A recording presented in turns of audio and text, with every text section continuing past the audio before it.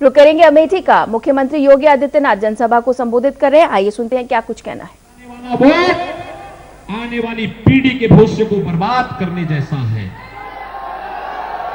और इसीलिए मैं आपसे कहने के लिए आया हूं, समाजवादी पार्टी के मुखिया ने अब तक ये स्पष्टीकरण नहीं दिया है।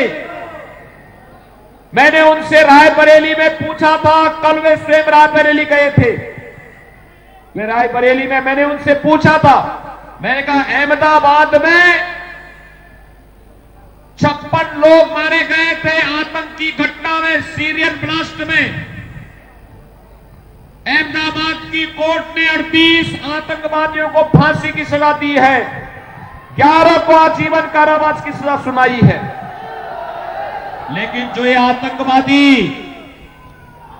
आतंकवादी फांसी की सजा प्राप्त हुए हैं, आजीवन कारावास हुआ है, इनमें से 9 का संबंध उत्तर प्रदेश से है और उत्तर प्रदेश में से 7 आजमगढ़ से हैं और आजमगढ़ में से 1 समाजवादी पार्टी के प्रचारक का लड़का भी है। यानी आतंकवादी का परिवार समाजवादी पार्टी का प्रचारक है।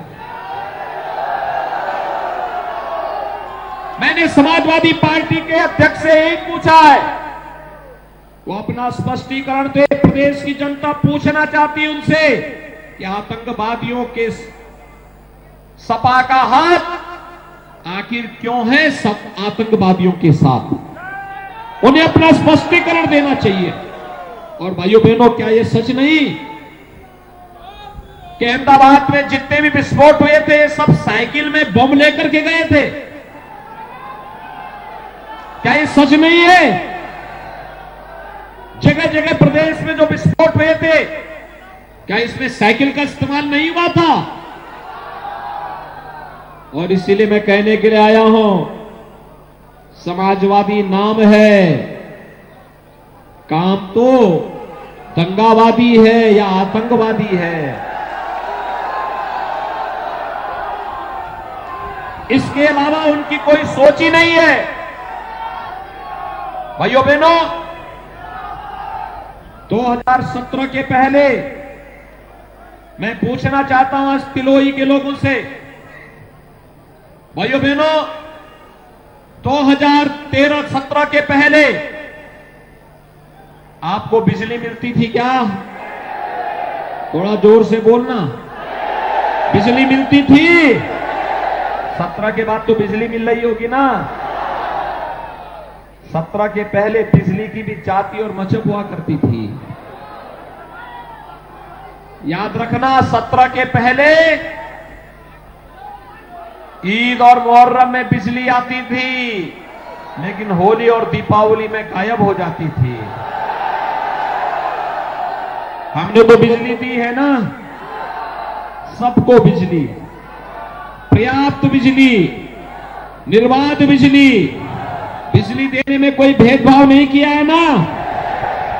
दूसरी बात मुझे बताओ, कोरोना महामारी है, पूरी दुनिया त्रस्त है, लाखों लोग दुनिया के अंदर मर चुके हैं कोरोना से। और भाइयों बहनों, कोरोना से जो मौतें हुई हैं, कोरोना से इन मौतों के कारण पूरी दुनिया में एक भय और दहशत का माहौल है। लेकिन भारत के अंदर प्रधानमंत्री मोदी जी के नेतृत्व में कोरोना प्रबंधन बेहतरीन रहा। फ्री में टेस्ट, फ्री में उपचार, फ्री में वैक्सीन। कितने लोगों ने वैक्सीन ले ली है? पीछे तक सभी लोग बताएंगे सबने वैक्सीन ले ली है। फ्री में वैक्सीन, सबको वैक्सीन। वैक्सीन का पैसा तो नहीं लिया किसी ने? दोनों हाथ से बता करके मुझे इशारा स्पष्ट करवाइए। वैक्सीन का पैसा नहीं लिया ना। यही है भारतीय जनता पार्टी की डबल इंजन की सरकार। याद करिए, सपा बसपा की सरकार होती तो वैक्सीन का भी पैसा आपसे ले लेते और वैक्सीन मार्केट में ब्लैक हो जाती। आप इस बात को मानते हैं ना?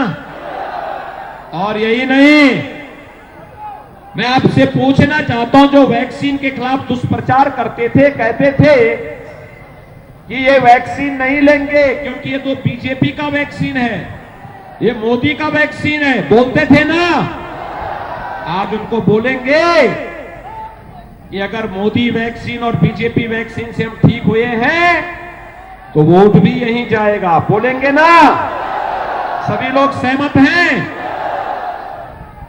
और भाइयों बहनों, आपने भारतीय जनता पार्टी को समर्थन दिया, डबल इंजन की सरकार बनी, प्रदेश में भी भाजपा और केंद्र में भी भाजपा, दोनों जगह है ना?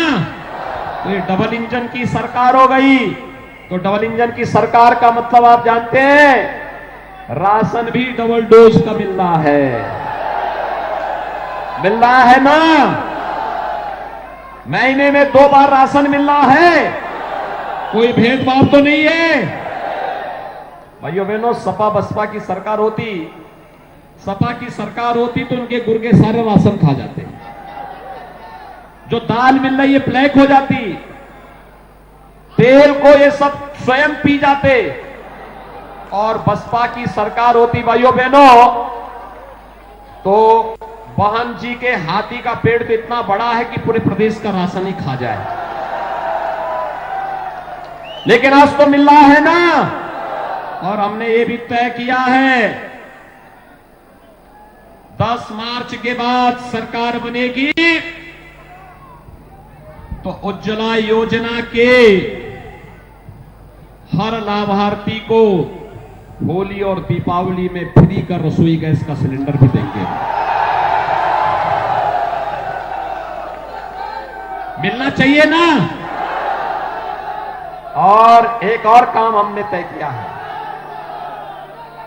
10 मार्च के बाद सरकार जब बनेगी तो 60 साल से ऊपर की कोई भी माता और बहन को उत्तर प्रदेश परिवहन निगम की बस में टिकट देने की आवश्यकता नहीं पड़ेगी, फ्री में यात्रा की सुविधा उनके लिए रहेगी।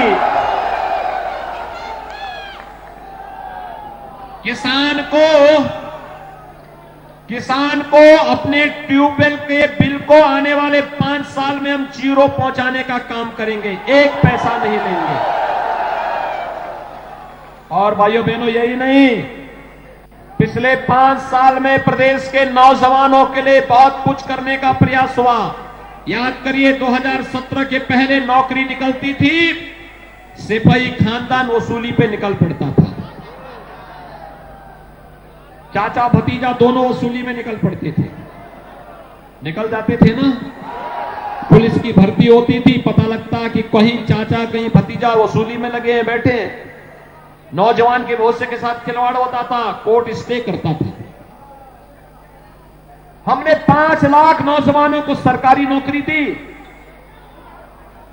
1 करोड़ 61 लाख नौजवानों को प्रदेश में सुरक्षा का जो बेहतर वातावरण दिया।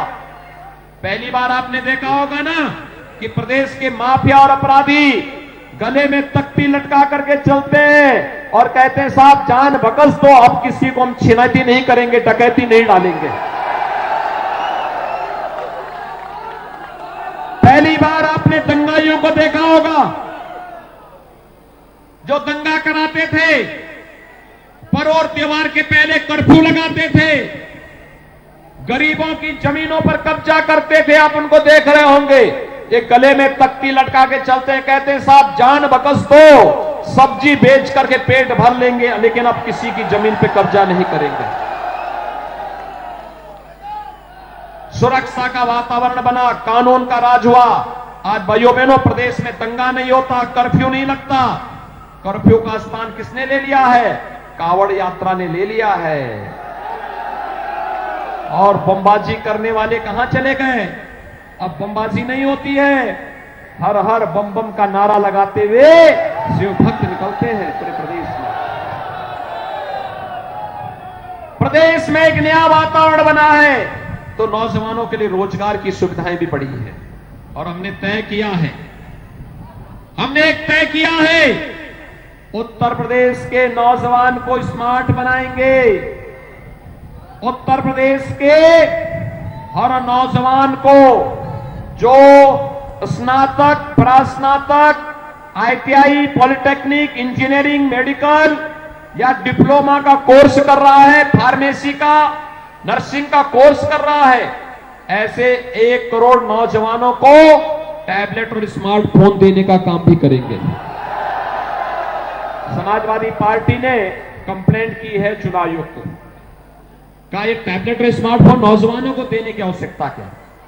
मैंने कहा नहीं, इसमें केवल सिपाही खानदान का अधिकार है, हमारे नौजवान का नहीं। और हमने तय किया है, अभी 1 करोड़ नौजवान को दे रहे हैं, 10 मार्च के बाद सरकार बनने दीजिए, 2 करोड़ नौजवान को हम देंगे। 2 करोड़ नौजवान को टैबलेट और स्मार्टफोन मिलेगा। और भाइयों बहनों, 2 करोड़ नौजवान को ही मिलेगा, लेकिन ऑनलाइन एजुकेशन, ऑनलाइन प्रिपरेशन या ऑनलाइन एग्जामिनेशन में जो खर्चा आएगा, उसके लिए मां बाप पर कोई भार नहीं पड़ेगा, उसका खर्चा भी सरकार स्वयं उठाएगी। यही तो है सबका साथ सबका विकास का। कॉलेज जाने वाली बेटी को, जो मेधावी बेटी होगी, उसको स्कूटी फ्री में देंगे, ये भी सरकार ने तय किया है। यही तो चिढ़ है सपा को, बसपा को, कांग्रेस को, यही परेशानी है। ये पैसा कहां से आ रहा है? पहले तो वेतन देने के लिए पैसा नहीं था, अब लोगों को इतना कुछ देने के बाद भी बड़े बड़े कार्य हो रहे। मैं आ रहा था, अभी मुझे देखने को मिला पूर्वांचल एक्सप्रेसवे बन गया है, एयरपोर्ट बन रहे हैं, मेडिकल कॉलेज बन रहे हैं, हाईवे बन रहे हैं। उत्तर प्रदेश देश की नंबर 2 अर्थव्यवस्था बन चुका है, अब उसे नंबर 1 की अर्थव्यवस्था बनाना है। और भाइयों बहनों, नंबर 1 की अर्थव्यवस्था बनाने के लिए भारतीय जनता पार्टी आवश्यक है। और भारतीय जनता पार्टी के लिए अमेठी की 4 सीटों पर भारतीय जनता पार्टी आवश्यक है। और इसके लिए तिलोई से मयंकेश्वर शरण सिंह जी का भी जीतना और भारी मतों से जीतना आवश्यक है। इसके लिए मैं आज आपके पास आया हूं। भाइयों बहनों, हमारे पास पैसा कहां से आ रहा है? सपा, बसपा, कांग्रेस को लोग परेशान हैं कि सरकार तो वही, यानी प्रशासन वही, प्रदेश वही, भाजपा आई तो पैसा ही पैसा। उनके समय में पैसे का टोटा रहता था, हर जगह घोटाला होता था, गरीब को राशन नहीं मिलता था, दवा नहीं मिलती थी, विकास नहीं होता था, बेटियों की सुरक्षा में सेंध लगता था। तो मुझे एक दिन समाजवादी पार्टी के एक बड़े नेता मिले, उन्होंने कहा कैसे आपके पास पैसा आता है? मैंने कहा यार देखो, तुमने विकास कहीं कराया?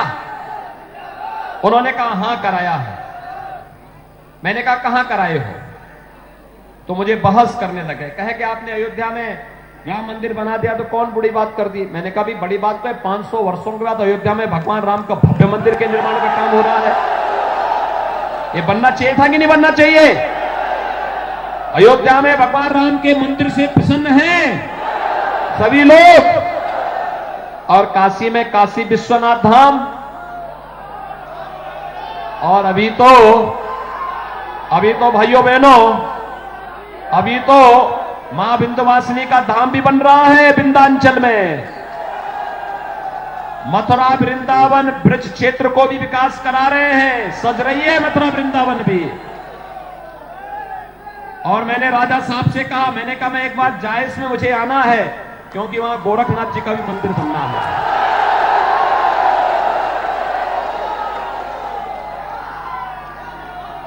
मैंने सपा से पूछा, मैंने कहा देखो हम तो ये कर रहे हैं, मैंने कहा आप तो बताइए आप क्या कर रहे हैं?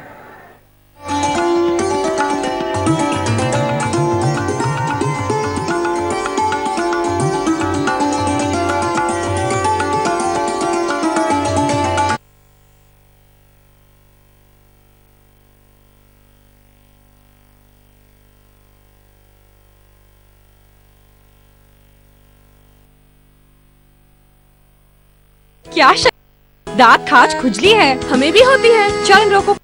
सालिम लोशन है पुराना खिलाड़ी। Salim lotion, fastest, trusted, tested, TDOs। Salim lotion.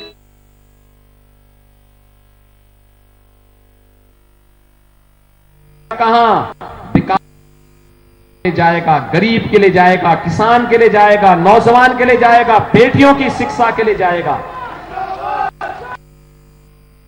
आएगा कहां सुनेंगे? एक हाथ में जब विकास की छड़ी लेकर के चलते हैं तो दूसरे हाथ से हमारा बुलडोजर जब चलता है ना, तो भाइयों बहनों, ये बुलडोजर सड़क भी बनाता है, मेडिकल कॉलेज भी बनाता है और माफियाओं के घर से पैसा निकाल करके प्रदेश आने को भी समझ गए ना। और इसीलिए मैं आज आया हूं आपके पास आप सबसे अपील करने के लिए। राजा महेंकेश्वर शरण सिंह जी को आपके बीच में रहना था, लेकिन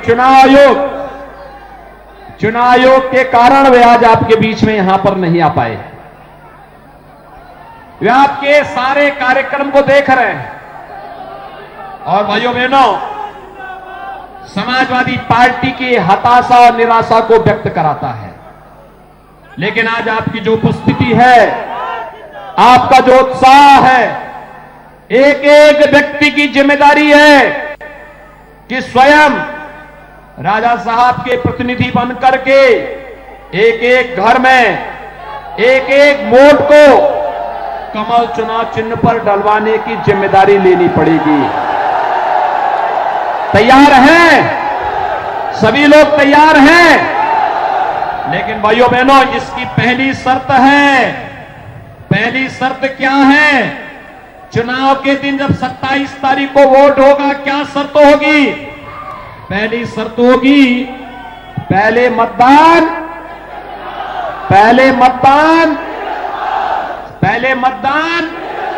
सभी लोग सहमत हैं? सभी लोग दोनों हाथ उठा करके मेरे साथ बोलेंगे, दोनों हाथ उठा करके मेरे साथ बोलेंगे, भारत माता की, भारत माता की, भारत माता की जय श्री